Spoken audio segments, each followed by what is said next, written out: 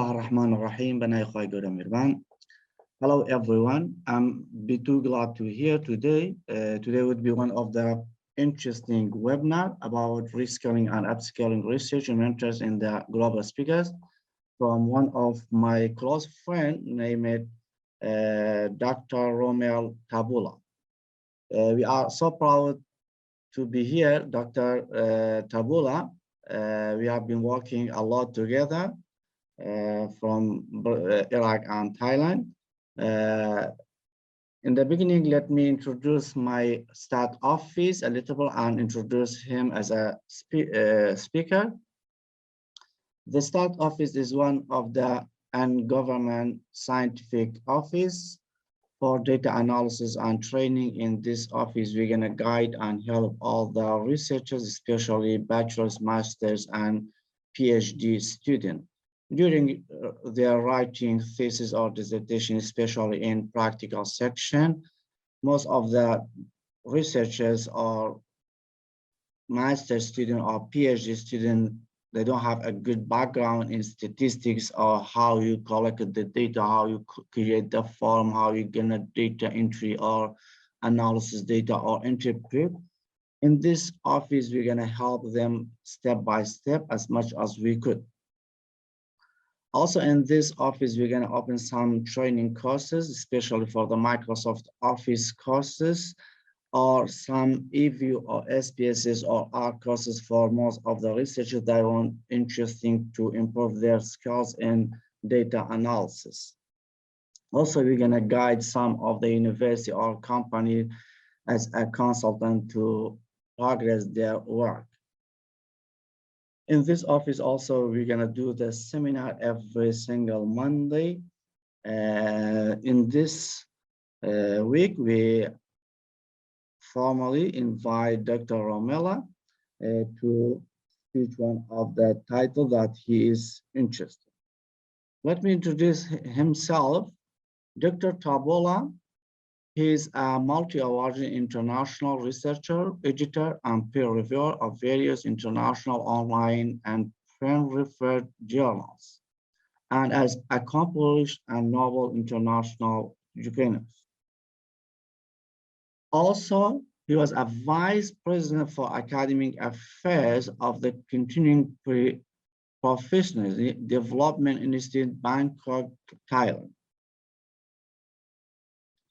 Recently, he works as an English language specialist, university lecturer at Kasirt University's Faculty of Education. He was appointed as country head of Mahatma Gandhi Global Peace Forum, India. Also, he served as a TESOL specialist at Rajamangala University of Technology, Ladakh, and Maharishi Khan University. In the Philippines, he worked as instructor in Baguio Central University, Cultural Affairs Coordinator in Central Luzon State University, research editor and instructor in the University of Northern Philippines, and assistant professor and research coordinator in Mariano Marcos State University. As a certified TESOL trainer and researcher, he established the International Society of Teachers, Administrators, and Researchers to provide trainings, TESOL Congress, research conference, seminars, workshop, and demonstration teaching festivals to interdisciplinary professionals across the world. He also instituted the International Alliance of English Language Teachers and the International Chamber of Authors, Reviewers, and Editors. He has traveled countries in Southeast Asian region, including India and South Korea to serve as a keynote or plenary speakers in conferences organized by both universities and professional organizations. Finally, he has been published 11 researches, and his work has been cited scholars who are passionate in construct analysis and linguistic. His research interests revolve around social linguistics, constructive reasoning, stylistic morphology, and syntax, Philippines, literature, and community. This is a small biography for himself. Again, now we're gonna ask him, please, Assistant Prof, Dr. Romiel Tabulo, please could you share your slides to start your speech? You have 40 to 55 minutes to. Thank you.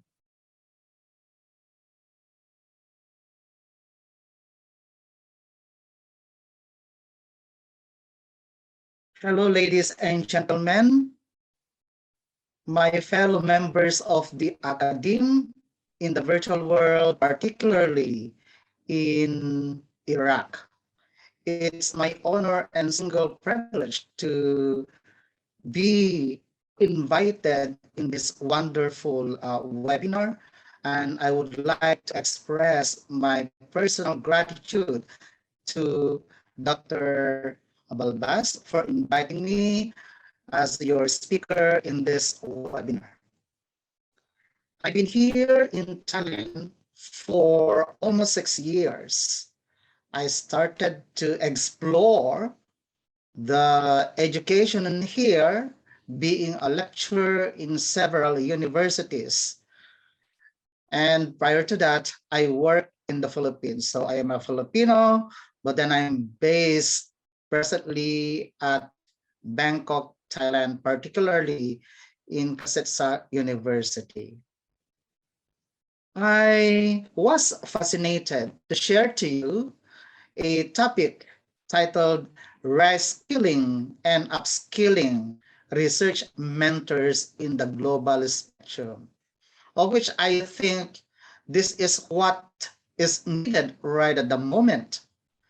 Not simply because I am a researcher, but because I am also a research mentor, a leader of a research organization, and a person who is really love networking with other research leaders, mentors, scholars around the world.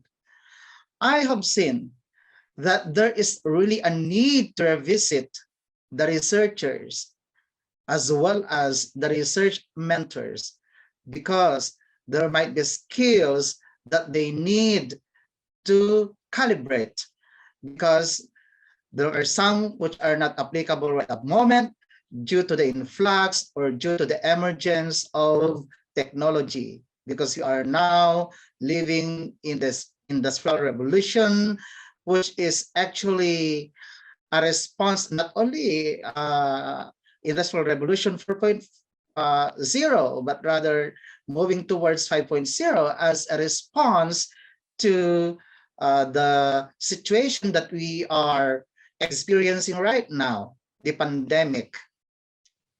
And so, ladies and gentlemen, I would like to single out my presentation on the following. First and foremost, I would like to take an instance on setting the emotions or the background or the rationale of my presentation, and then I have to move on with the evolving role and function of a research mentor. And then we need to assess the research mentee. And finally, the arsenal skills of a research mentor prior to giving my final note and conclusion. So, ladies and gentlemen, allow me to give you a glimpse of what reskilling, upskilling, researcher, research mentor, research mentee, mentoring, and some other important terminologies in order that we can deal with this topic so informatively. So let me start with the term reskilling. This is a necessary skill that we need to obtain. But then, how do we understand the term reskilling? When we say reskilling, this is meant as the process of learning new skills to do a different job, or of training people to do a different job.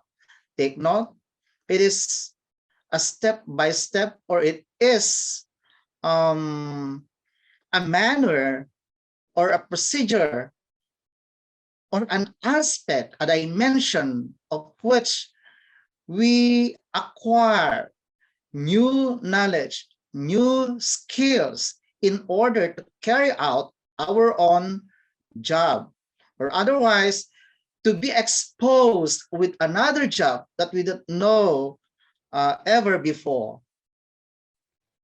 When we say reskilling, it is about equipping workers to switch lanes and move into new roles within your organization.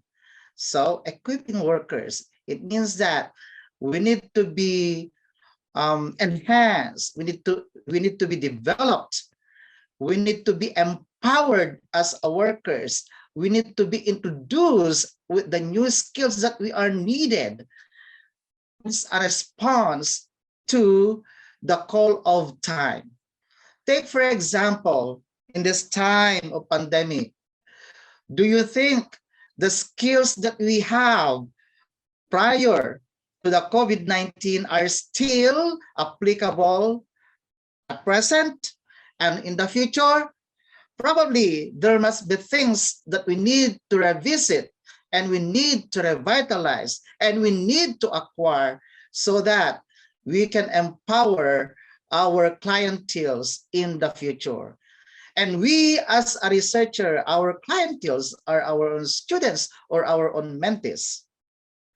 Hence, when we say reskillings, we are meant of looking for people with adjacent skills that are close to the new skills a job requires.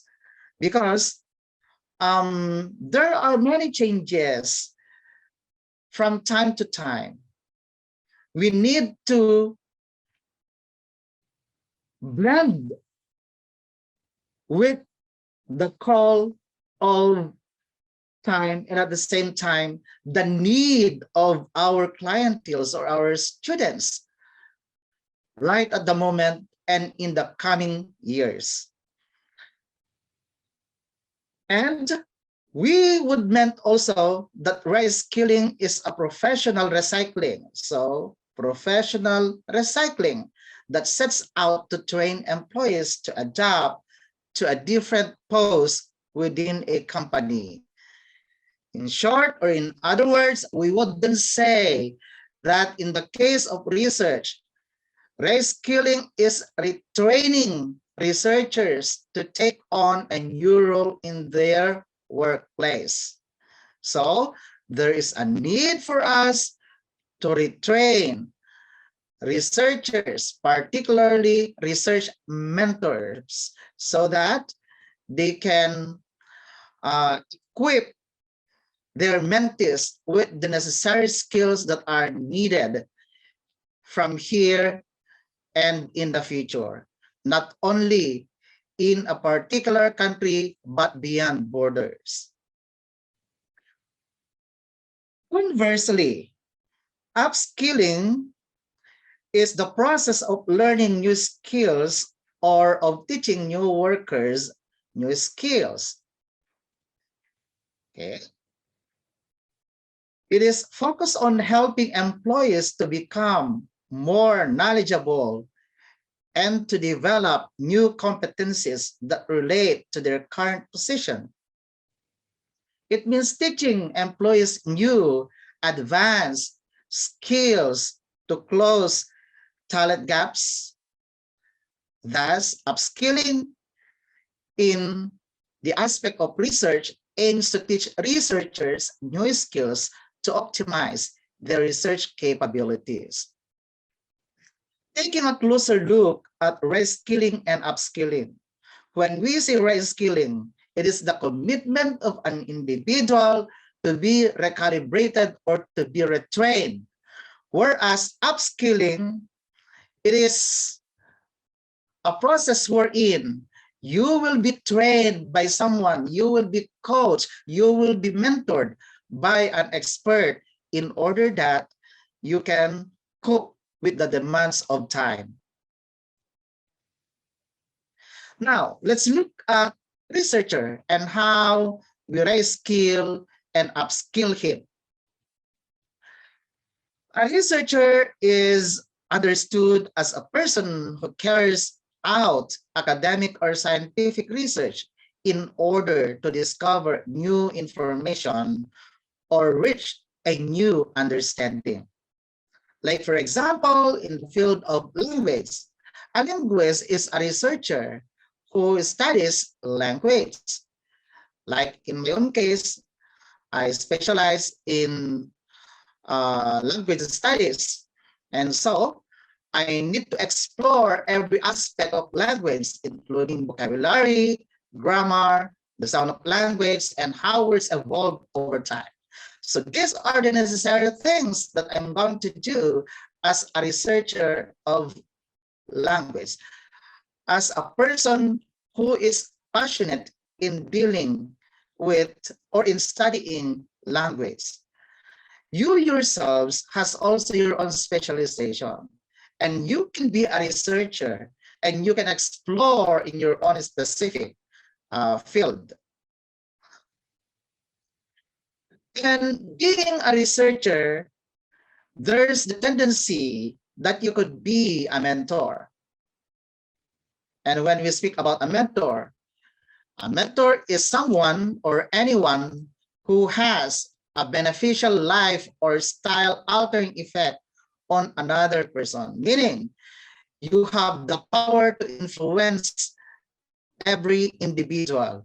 If you are a mentor, someone trusts you, someone believes in you, they look at you as an expert, as an authority, and you have the tendency to influence his own beliefs, even his line of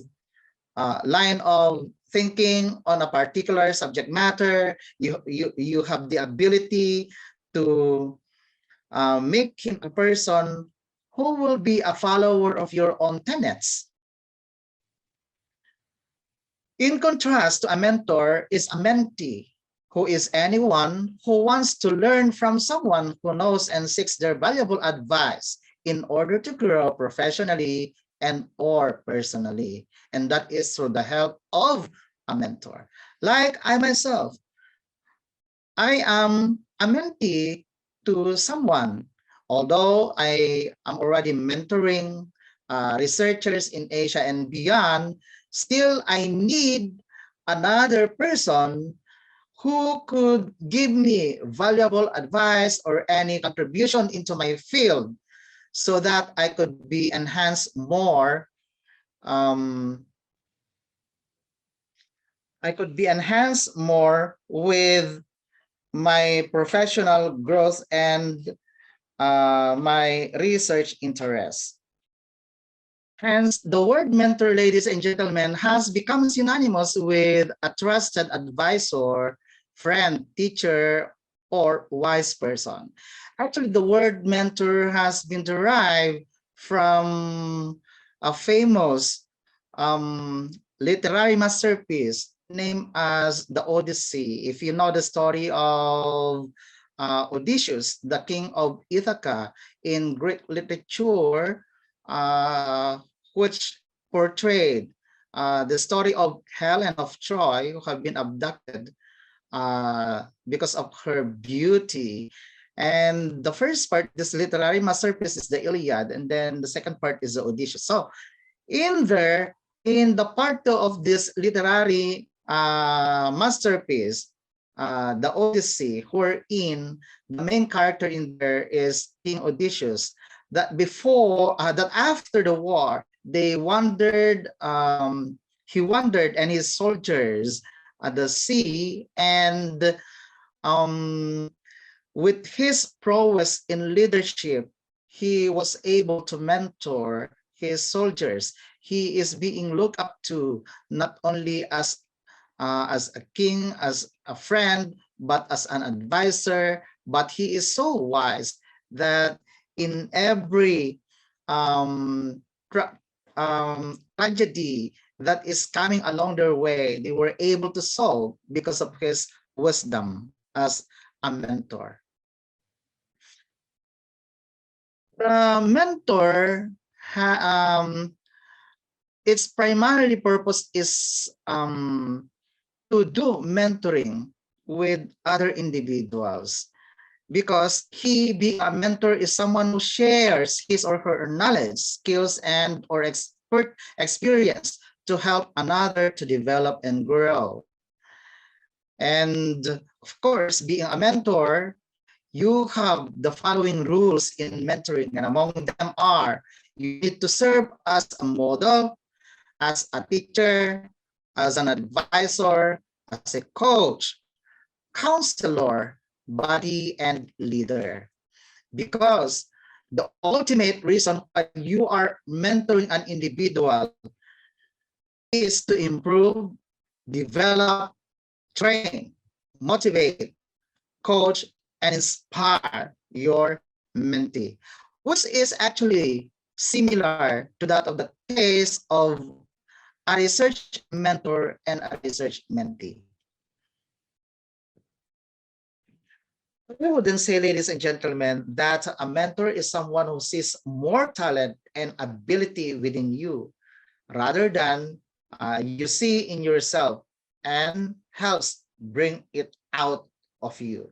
So if someone would say that he or she is not confident about carrying such a research job, the work of a mentor is to trust in your ability, to counsel you, to train you, to bring out the best in you, so that you can come up with you can come up with something that is beneficial not only to your own respective institution, but also to the world as a whole. If you have discovered something, for example, if you in the process of research, you discovered something that can be beneficial to mankind, then you are creating a good name to the world, and you are making difference. Okay, so the saying is according to Bob Proctor. Now, let's look at the research leader. A research leader is an academician who oversees a group of researchers conducting a study. He or she is usually a well-known researcher in his or her field of study or area of interest. He or she manages the groups throughout the whole research process. So as you can see in here, the distinguishing features between a research leader and a research mentor. A research mentor does not only supervise you, but rather it goes beyond that. It serves as a, she serves as a counselor, whereas a research leader has this limitation of forming the research mentee in order that they can come up with a very good project. Now, going back with the question, how are we going to reskill and upskill the research mentor? First and foremost is to assess the evolving role and function of a research mentor. Okay. In old school, if you have observed, being a research mentor is based on degrees and high position. They can only you can only be qualified as a research mentor, or they will call you as a research mentor if you have earned master's degree or PhD, or you must have at least a designation in your own respective institution. You must be the dean, you must be the vice president for research, you must be the head of the department. So these are our thinking. This is what we call classical mentality of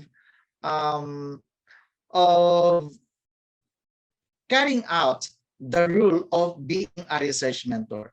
But at present, the role of a research mentor actually is based on publication and citation. No one will get you as an advisor in research writing, thesis writing, or dissertation writing if you never publish any research work, if you haven't been cited by other scholars. Present, this is the basis for selecting a research mentor. Unlike before, that if you earned your master's degree and doctorate degree and you are the head of the department or dean, you are the only individual who has the right to become a research mentor. But at present, even if you do not have any designation in your own university, if you have already a publication and you have been cited, you are more than qualified than this person occupying a position but no publication and citation at all. Apart from that, let's look at the research mentor in the classic or old school. The research mentor implements thesis or dissertation manual of the school. In other words, they should always look into the guidelines of the research manual, the guidelines in writing a thesis or dissertation, and that is the research manual of the university or the school. Do not work for something if they will not consult these manuals, because this would serve as their own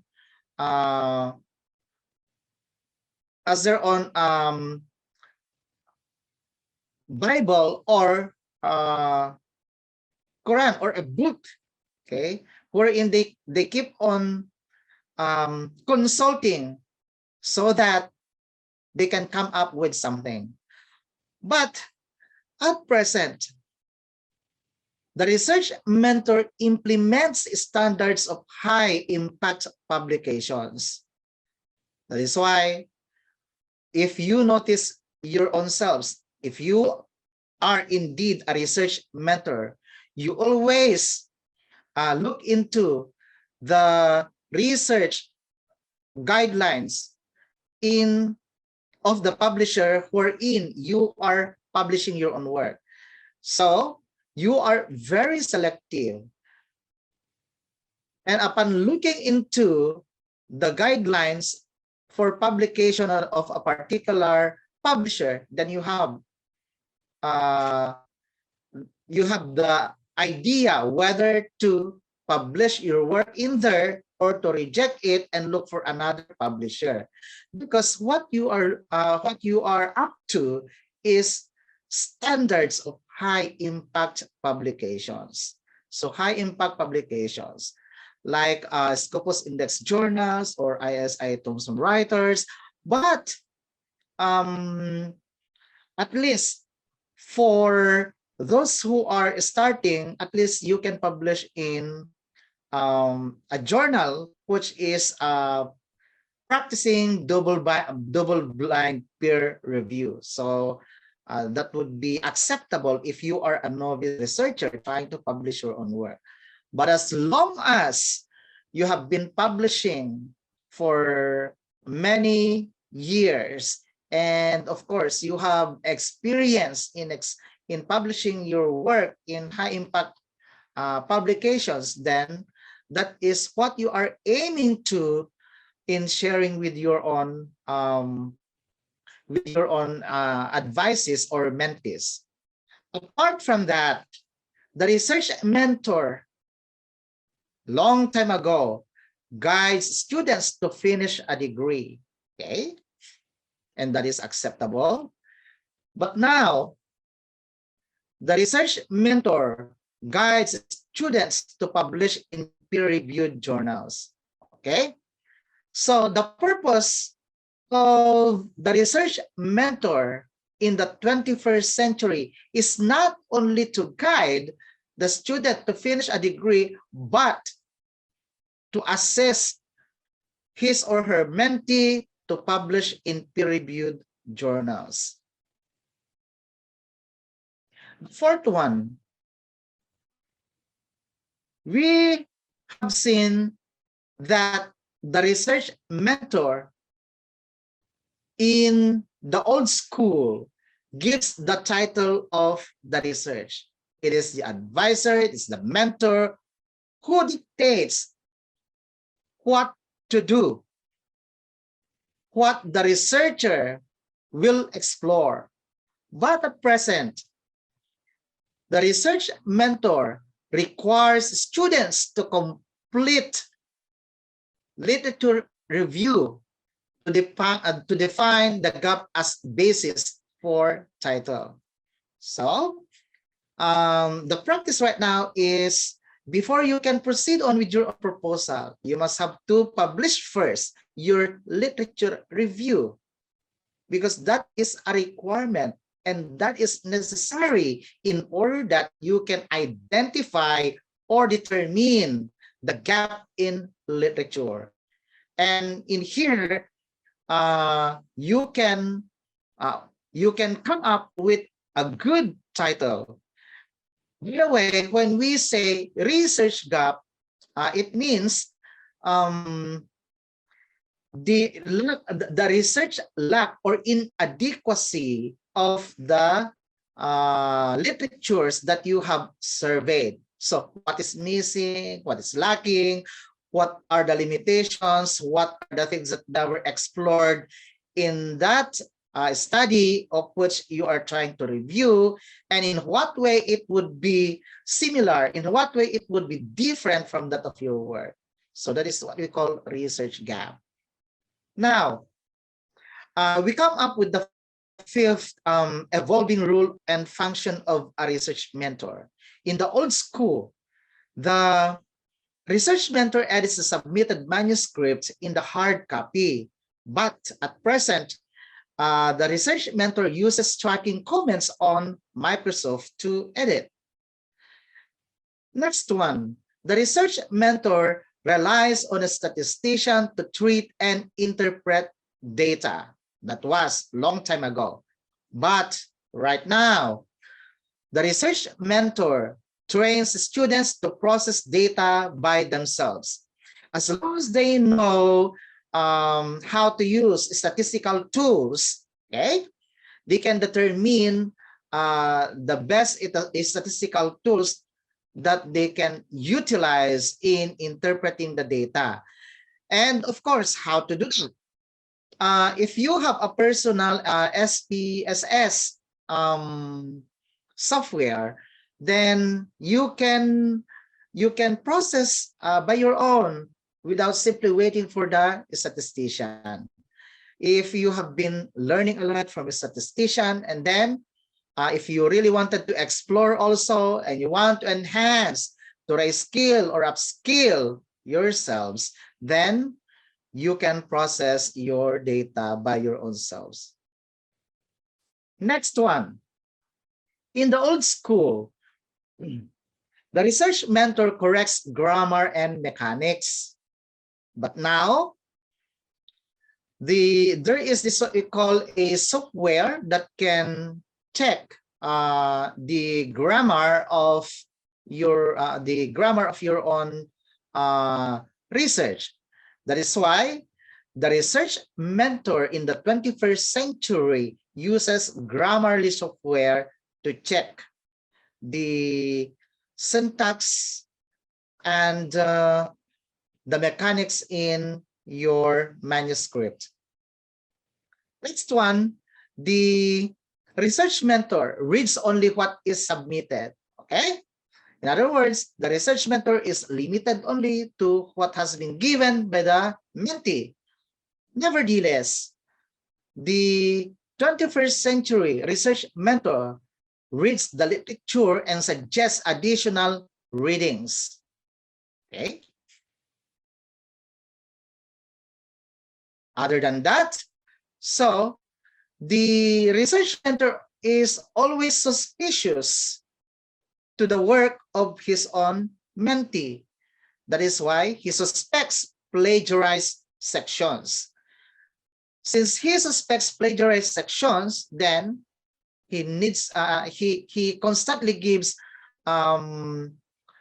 paraphrasing or revision of the work in order that they will not practice intellectual dishonesty. But if you are wise enough as a research mentor, of which this is now where upskilling and reskilling of research mentor come in, you as a research mentor should use software to detect plagiarism. Okay?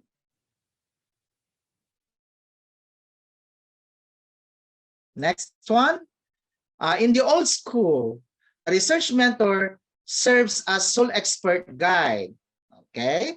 But right now, the research mentor consults experts on method, peer review, and publication.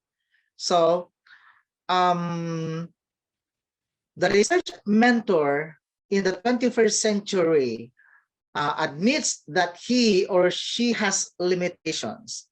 And in order to improve the work of his or research mentee, he needs to make a consultation with another expert. For example, if I'm not quite sure with the methodology, then I need to consult another researcher who had conducted the same study and ask for some recommendations or advice on how to improve the work. Okay, and then I need to subject the work into peer review process too, because it is only in that way wherein those that haven't been noticed by the research mentor could possibly be assessed or identified or determined by another expert, and in that way the work could be improved. In the classic school, the research mentor also requires completion of manuscripts as basis of quality. But in our generation, the research mentor requires newness of discovery from results derived from sound methodology. And finally, in the old school, the research mentor requires the students to do all the work, but now that the research mentors co-authors with the students in publishing the work. So this is how, with this comparison of the evolving rules and functions of a research mentor, then it is in here wherein we can integrate things that must have to be accomplished or that must have to be done by a research mentor. Apart from assessing the evolving rules and functions of a research mentor, another way on how to upskill and reskill the research mentor is to find foreign and local experts to support the research mentees, because not all the things could be possibly done by the research mentor himself or herself. He really needs others. As it was mentioned a while ago, if the research mentor really aims to have a noble work, a noble research, then he needs to consult other experts, whether it is foreign or local. So the first thing that he has to do is to list the stakeholders of the study. When we say stakeholders of the study, they are the implementers, partners, and beneficiaries. As a research mentor, you need to write these stakeholders for interview to define the research problem and their stake in the problem. Get documents from their office as part of references. Apart from the references that you have read in the library. Request them also to review the proposal and instrument. If possible, allow them to read the proposal as well as the questionnaire before proceeding into the next step, because there might be something that they can incorporate with that. And then later on, involve their point of view in interpreting data and in writing recommendations. It's not enough that you allow them to give their own comments regarding the instrument as well as the methodology of your own study, but you need also to incorporate their recommendations so that it will be fair. In the public forum, invite them as reactors to the study. Return to their office for turning over ritual of the final copy. So you can tell to them that since you have recommended like this, now in this study, we have incorporated your recommendations. Kindly check the final manuscript. And if you would affirm on this one, then kindly sign here that we really did incorporate your comments and suggestions. And then what you do next is to list them in the acknowledgements after the recommendation.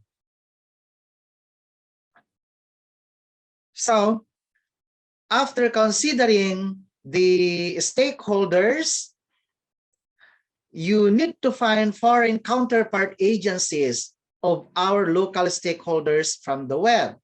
You need to check their website and get information as part of references.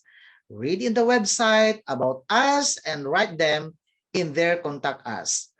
Send 3 questions for them to answer via email and later request for a Skype interview. And send your proposal for review. Get them as foreign reviewers or panelists. After having done that, then the third thing that you need to do is to check your reference list. Copy each and search in the web. Open the source and collect the email of the author. Write each one, ask few questions. If they reply, infuse their answers in your paper, request for a Skype interview, send your paper for review and correction, invite them as foreign reviewer, reward them with digital certificate, bearing the logo of your school and flag of your country if it is necessary or possible.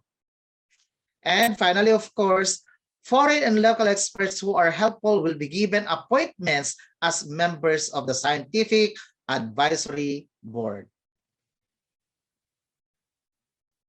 Now, let us revisit also the arsenal skills of a research mentor. The first one is the peer reviewing skills, wherein if you really want to be recalibrated, if you want to be reskilled and upskilled, then attend trainings and be certified as a peer reviewer. Okay, there are many trainings offering peer review techniques or peer review strategies. And then after the training, you can join their peer review organizations. And then you need to prepare your CV and apply as a reviewer of the journal. Okay. I would like to warn you, however, that even if you were trained to become a peer reviewer, you need to publish first so that you can experience what is peer reviewing is all about. Okay, do not attend trainings on peer reviewing if you haven't published any work.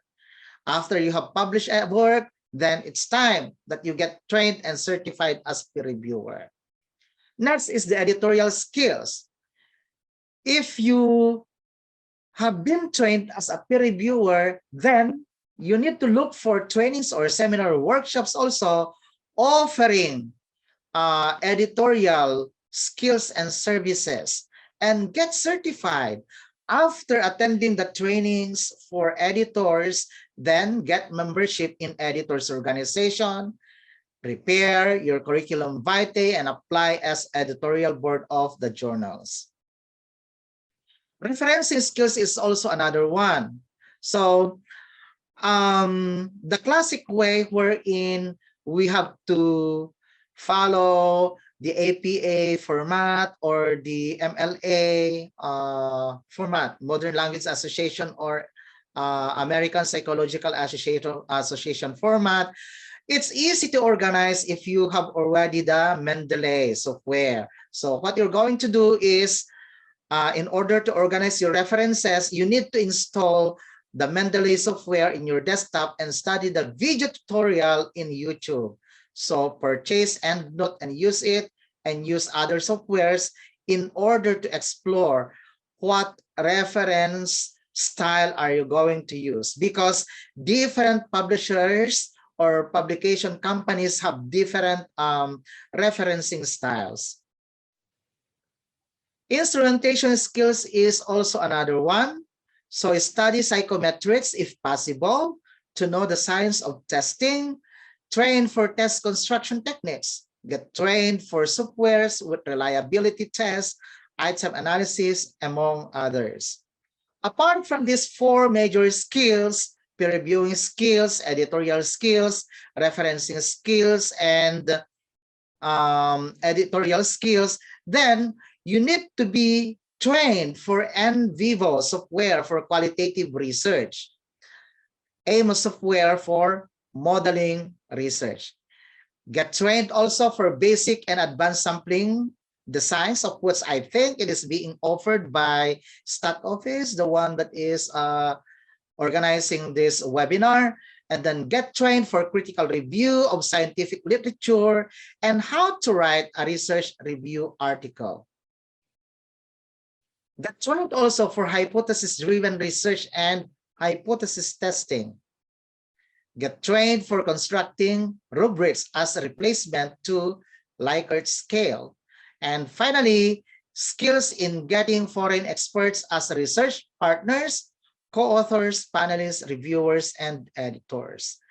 If you attended an international conference, may it be face-to-face or virtual, then you need to not work with other researchers, in order that if you have a research project, then you can request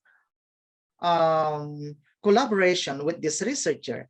And in that way, your work or your research will become more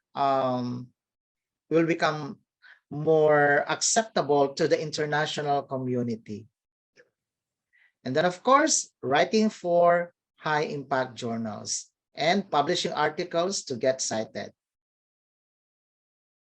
So, ladies and gentlemen, having mentioned all of this, having explored the reasons why we need to be upskilled and reskilled, and the manners on how we reskill and upskill the research mentor, I would then say, or I would like to give my final note, that what one learns in the first 25 years of life will not carry them through the next 50 years of your professional career.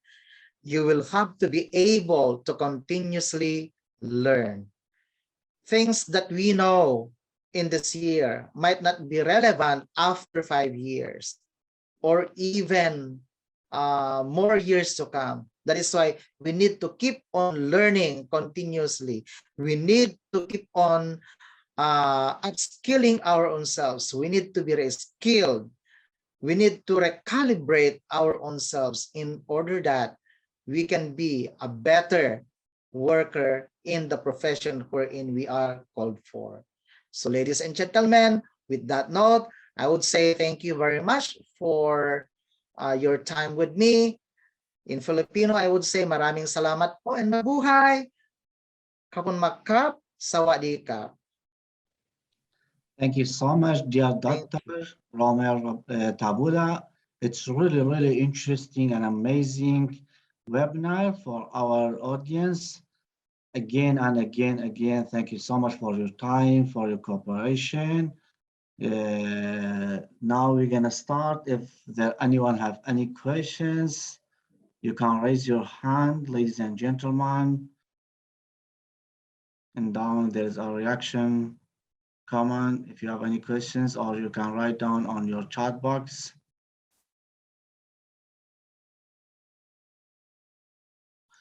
You look tired, doctor. All right, so We don't have any questions yet. I'm actually checking the chat box and I find no questions so far. No, there's no question. Just they said thank you so much for your presentation. They do like it. Also, it was really, really helpful for me as a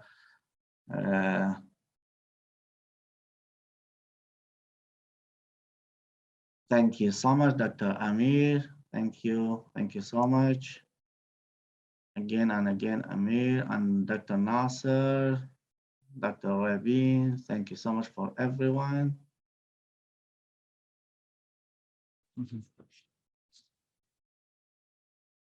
All right, ladies and gentlemen, if we have no more question, I would like to say once again, thank you for this wonderful opportunity to be with you tonight.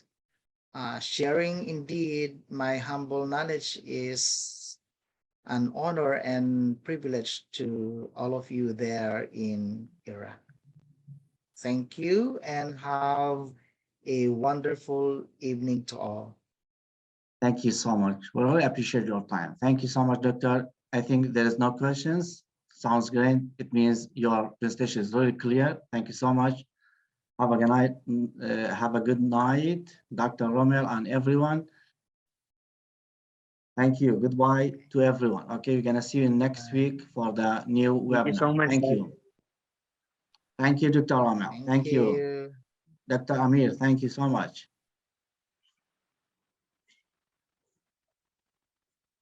Goodbye to everyone. Thank you so much. Yes, goodbye. Goodbye, Dr. Romel. Thank you so much. Thank you.